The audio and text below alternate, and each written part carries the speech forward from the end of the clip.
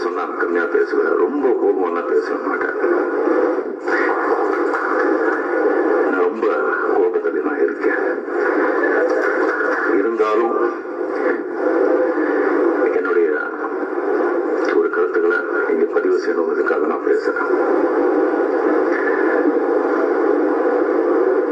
நான் பத்திரிகையில் வந்து எந்த பத்திரிகை ஆகட்டும், அது எந்த பொண்ணாகட்டும், விசாரணை ஆகட்டும், அவங்களை அரெஸ்ட் பண்ணி கொண்டு போகும்போது அவங்கள வந்து நிக்க வச்சு அவங்க போட்டோ எடுத்து அவங்க தலை குனிஞ்சுக்கிட்டு மறைச்சிக்கிட்டு அதெல்லாம் பார்க்கும்போது ரொம்ப கஷ்டமா இருக்கும். அவங்க ஒரு ஜெல்ஸா பார்க்கறதுக்கோ குஷியா இருக்கிறதுக்கோ அவங்க பண்ண ரெண்டு வேலை சோறுக்காக பண்றாங்க. அப்படி பண்ணதால தான் உங்ககிட்ட போனோம், உனக்கு போட்டோ எடுத்து போடு நம்ப இருக்கா. தயவு செஞ்ச பத்திரிகை எந்த பத்திரிகை ஆகட்டும், விசாரிங்க, போட்டோ போடாதீங்க. கருது சட்டத்துக்கு அருகு அரெஸ்ட் பண்ணுங்க, கோட்டை பண்ணுங்க. அவங்க போட்டோ பத்திரிகை போடாதீங்க தயவு செஞ்சு.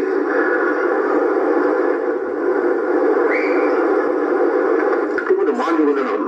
டக்குன்னு அப்படி தப்பு செஞ்ச மட்டும் பண்ணாலே எனக்கு அப்படி இருக்கும்போது ஒரு தப்பு செய்யாத மிகப்பெரிய அந்தஸ்தோட மரியாதையோட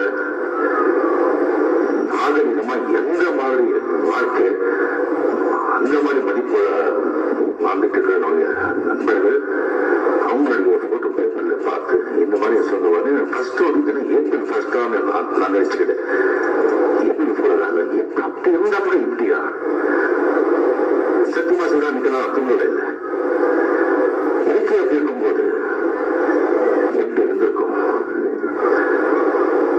ஸ்ரீபிரியா, மஞ்சுளா, நளினி, சீதா, நமது செல்வம் எப்படி இருந்திருக்கும் உங்களுக்கு? அதுக்கு சொல்லி என்ன சொல்றது? சொல்ல மட்டும் சொல்ல முடியும். இது எப்படி என்ன அப்படிங்கிறது உங்க கணவர்களுக்கு தெரியும், உங்க பிள்ளைங்களுக்கு தெரியும், உங்க பெற்றவங்களுக்கு தெரியும், உங்க சகோதர சகோதரிகளுக்கு தெரியும், உங்க வீட்டில் இருக்கிற நண்பர்களுக்கு நமக்கு தெரியும், உங்க உறவுகளுக்கு தெரியும். இவங்க என்ன அப்படிங்க விடுங்க, நமக்கு தெரியும் நீங்க எப்படி சொல்லி.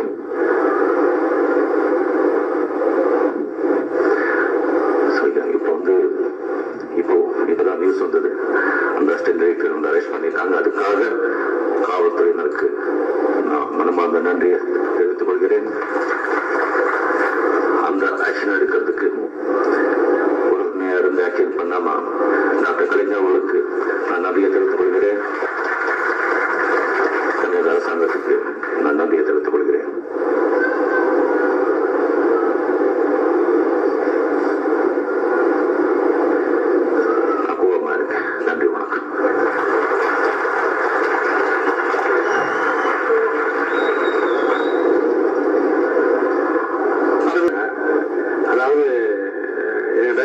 கேட்டாரு, சேர்மன் விட்டுக்கூடாது, ஒரு கேஸ் போட்டுக்கணும்னு.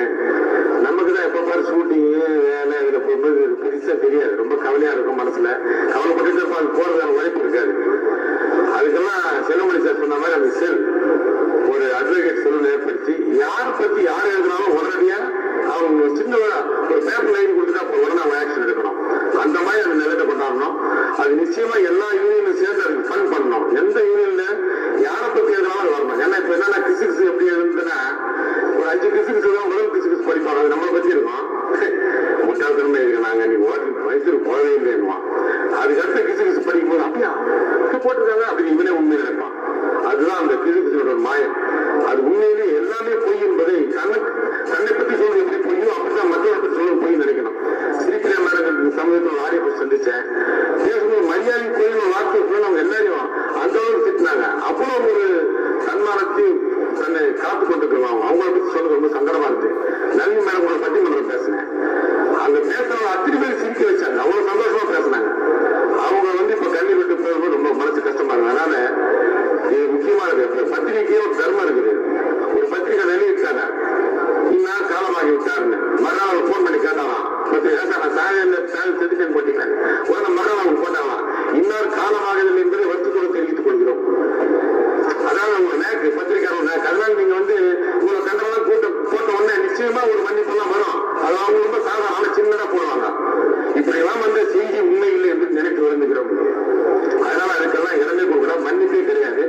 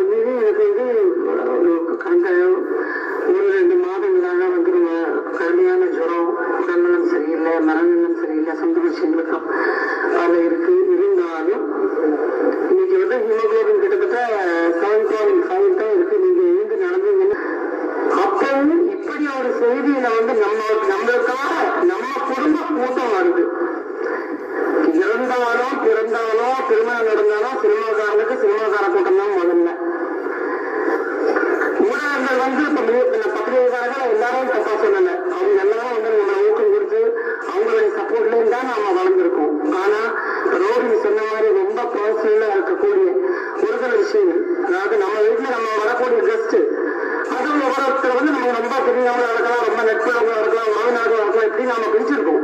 யார லிவிங் ரூம் வரைக்கும் வரலாம், யார டைனிங் வரைக்கும் வரலாம், யார பெட்ரூம் வரைக்கும் வரலாம், யாரும் டாய்லெட்டை யூஸ் பண்ணாங்கிறதோ அதை மட்டும் இந்த பத்திரிகைக்காரங்க தெரிஞ்சுக்கிட்டா போதும். அந்த லிவிங் ரூமோடு அவங்க விட்டுட்டாங்கன்னு சொன்னாக்கா அந்த அந்த ஒரு நட்பு நல்லா இருக்கும். அது ஒரு முக்கியமான விஷயம். ரெண்டாவது, எவ்வளவு எக்ஸ்பீரியன்ஸ் ஆர்டிஸ்ட், எவ்வளவு திறமையை வெளிப்படுத்தினா எவ்வளவு பெரிய ஆர்டிஸ்டுகளை பத்தி சர்வசாதாரணமா போட்டுருவாங்க அப்படிங்கிற செய்தியை கேட்கும்போது உண்மையிலே ரொம்ப ரொம்ப உள்ளம் கொதிச்சு போகுது. தனிப்பட்ட முறையில இதுக்கான முயற்சிகள்